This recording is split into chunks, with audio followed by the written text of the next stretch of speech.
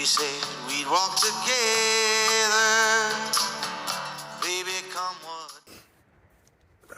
Yeah. Good morning. It is, as my friend Louis Richardson from the Chicago Fire Department used to say, it is stupid cold. No shit. We have all our clothes on and we're back in the sleeping bag. Yeah, we've been taking our time getting up this morning because it's been crazy. I mean, everything was frozen. The top of the bag is wet from condensation. Shoelaces on your boots are all frozen. And, so we just been, stick a foot out, put some clothes on, put the foot back in, cuddle up for a while, stick another foot out, put some clothes on.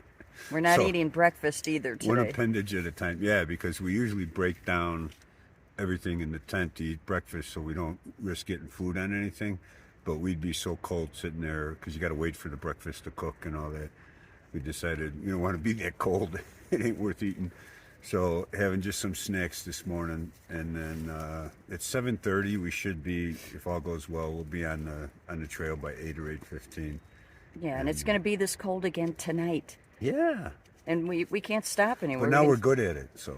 No, we're not good at it. It's horrible. And I really don't want to do it, but I will.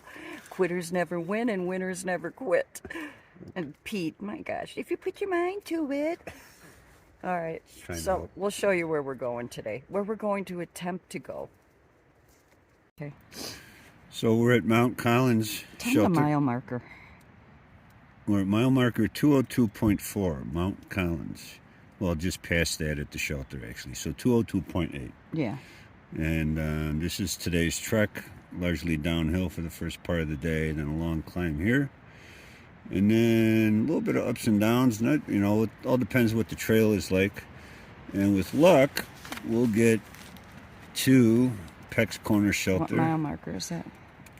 Which would be at 218.2.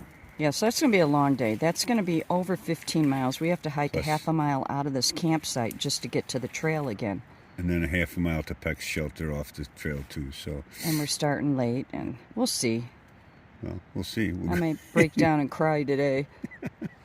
We'll be fine. Yeah, we'll be fine. Talk to you later. So we looked at my temperature gauge that I carry around, my little thermometer, and it said, what was it, 24, Pete? 28. 28 at 8:30 without the wind chill. Look at everything's freezing up. Thank you, Pete. More ice. Not sure if it snowed here or if this is falling out of the trees.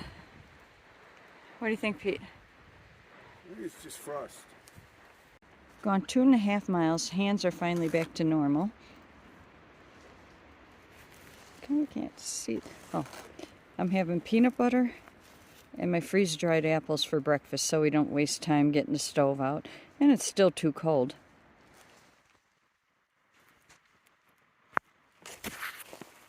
Change of plans. Since it's this cold and this yucky out, we're going to go the 7 miles to Newfound Gap, or Newfoundland Gap, and get a shuttle to go into Gatlinburg and get a hotel room for the night. So I thought we were on personal property, and it turns out it's the beach forest being protected.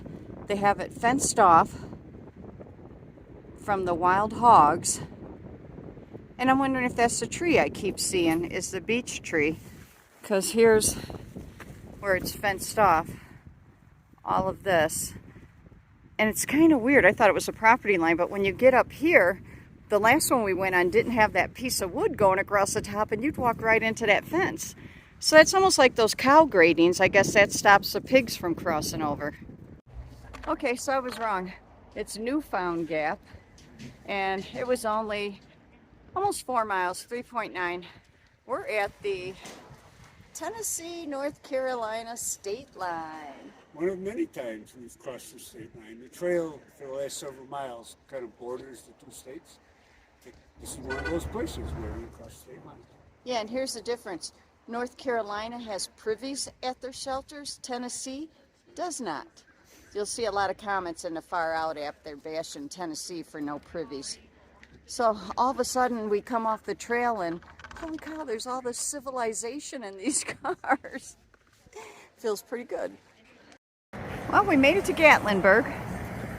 that place over there, the Knock, was really helpful. Got us a hotel room for only $60-some. You can see part of it back there in the back at that big lodge. They only have 2 rooms for hikers, and we got it. So now we're just gonna bum around and go to the brewery, get something to eat and drink. Okay, we're at Smoky Mountain Brewery. We got our room at the lodge, and I already told you that before. And we're getting a flight of dark beers to decide what we want. I'm getting a whole pizza. Pete's getting a burger. So this is the brewery.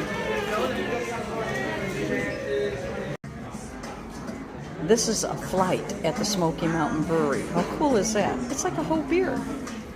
So we have a citrus, a wintry, like a Samuel Adams.